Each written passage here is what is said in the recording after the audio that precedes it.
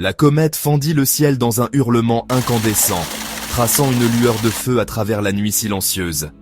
Elle s'approchait à une vitesse vertigineuse, illuminant les nuages d'une lumière surnaturelle. Soudain, l'impact. L'explosion souleva un geyser de flammes et d'eau, projetant sur les rives des fragments noircis. Le silence retomba, mais le lac n'était plus le même. Une brume étrange flottait à la surface, annonçant l'arrivée de l'inconnu. Mais à l'intérieur, des formes translucides palpitèrent déjà, cherchant un nouveau refuge. Ces organismes extrémophiles, protégés par leur cocon minéral, avaient survécu au voyage et à l'impact violent. Au lever du jour, quelques personnes curieuses ont ramassé ces étranges pierres noires. La fascination humaine pour les objets célestes les a poussés à emporter chez eux les germes d'une invasion silencieuse. D'une fissure s'échappait un fluide noirâtre et visqueux qui s'est écoulé jusqu'à l'eau. Cette substance organique était le premier contact, la première contamination de l'écosystème par une biologie étrangère.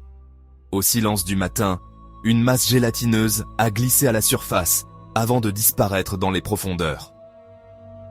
La créature avait trouvé son nouveau domaine, un terrain de chasse idéal pour sa prolifération.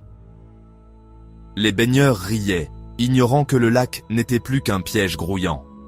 Sous leurs pieds, dans l'eau trouble, la menace grandissait, se multipliait, attendant patiemment le moment de se révéler. Ce qui avait commencé comme une journée paisible, au bord du lac, devint le théâtre d'une contagion fulgurante. Le calme fut brisé par des cris, des éclaboussures, puis la panique. Une créature translucide, agrippée à la chair d'un nageur, injecta son venin. Sous la peau, des filaments noirs se mirent à ramper, dessinant des veines sinistres qui pulsaient à chaque battement de cœur. L'organisme, étranger à toute biologie connue, fusionnait avec son hôte. Sa transparence laissait deviner un réseau vasculaire complexe, déjà en train de coloniser le corps, cherchant la moindre faille pour se propager. L'invasion fut instantanée. La créature ne mordait pas. Elle dissolvait l'épiderme, s'insinuant dans les veines comme une ombre vivante. Les vaisseaux sanguins se noircissaient, gonflant sous la peau translucide. Les victimes suffoquaient, leurs yeux se voilaient, tandis que leur gorge émettait des sons gutturaux, inhumains, déformés par la mutation. Les premiers symptômes neurologiques apparaissaient, spasmes incontrôlables, regards vides, bouche tordue dans des rictus de douleur. Le parasite prenait le contrôle, effaçant toute trace d'humanité. Les corps, déjà contaminés, se débattèrent dans l'eau, propageant la souillure à chaque contact. La surface du lac se couvrait de remous, chaque éclaboussure devenant un vecteur d'infection. La transformation était totale. En quelques secondes, l'hôte se jetait sur ses proches, mu par un instinct de contamination.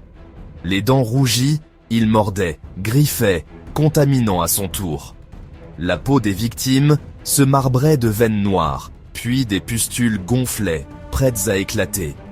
Au moindre contact, les vésicules éclataient dans un bruit humide, projetant un liquide jaune et visqueux. Le pus, hautement infectieux, s'infiltrait dans les moindres plaies, accélérant la propagation. Les visages se couvraient de plaques sombres, les yeux roulaient dans leurs orbites, et la chair semblait bouillonner sous l'effet de la contamination. L'air vibrait de craquements d'os et de souffles saccadés. Les corps se déformaient. Les membres se tordèrent dans des angles impossibles, tandis que le parasite poursuivait son œuvre, transformant chaque victime en un nouveau foyer d'infection. La décomposition était paradoxale. Les chairs gonflaient, les orbites se vidaient, mais les corps continuaient à marcher, animés par la soif de mordre. Les mâchoires disloquées claquaient, prêtes à déchiqueter tout ce qui vivait. La forêt résonnait de râles, de bruits de succion, de bourdonnements inquiétants. Les fonctions vitales étaient détournées.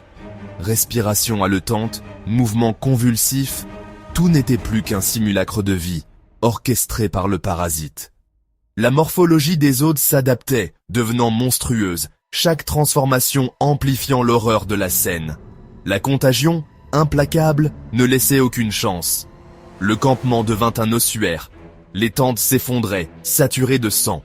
Les sangsues bondissaient sur les gorges, s'enfonçaient dans les orbites, se glissaient dans les entrailles béantes. Chaque corps devenait une nurserie grouillante.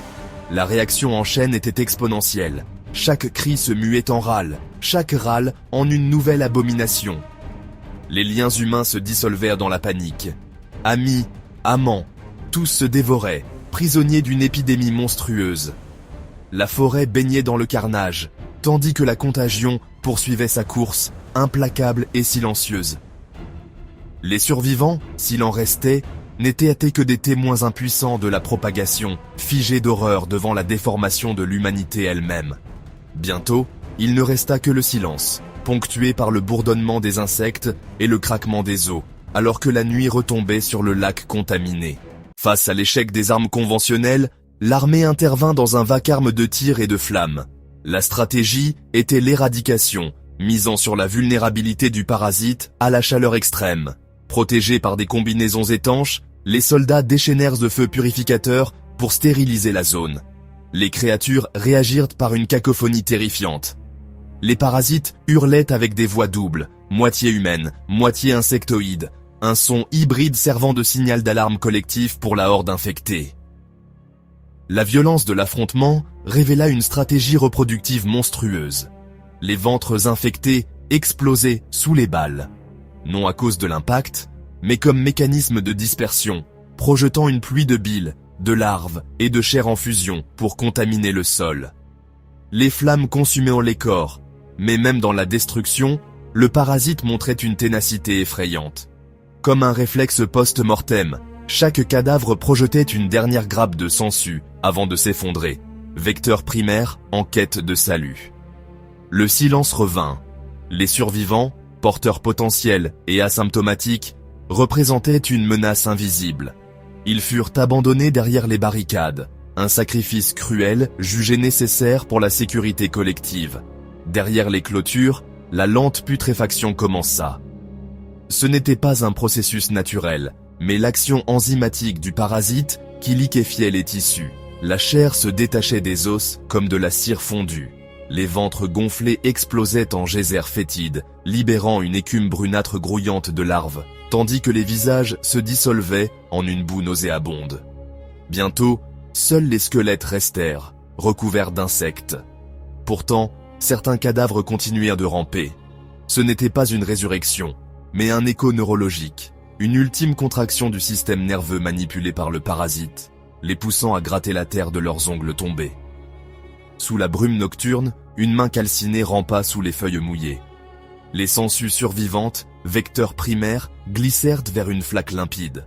Là, elles s'immergèrent, non pour se noyer, mais pour entamer une métamorphose aquatique, une nouvelle phase de leur cycle vital. La menace était devenue un contaminant invisible. Un chien s'approcha et lappa l'eau, indifférent au tourbillon noir presque imperceptible. La transmission fut instantanée. Lorsqu'il releva la tête, on distinguait clairement que ses yeux étaient devenus d'un rouge éclatant, brillant d'une intelligence froide et étrangère. L'invasion ne faisait que commencer.